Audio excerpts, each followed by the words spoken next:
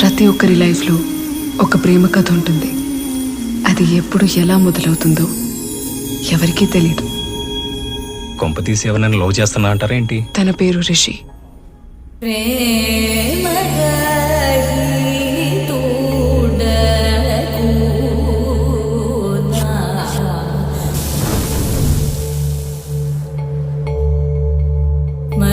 ఎందుకో తెలీదు, చూడగానే నచ్చేశాడు.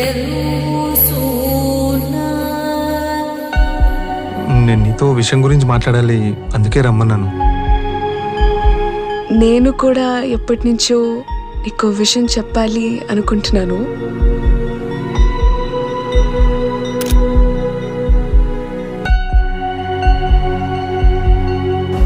నేను ఒక అమ్మాయిని ప్రేమించాను, తన్నే పెళ్లి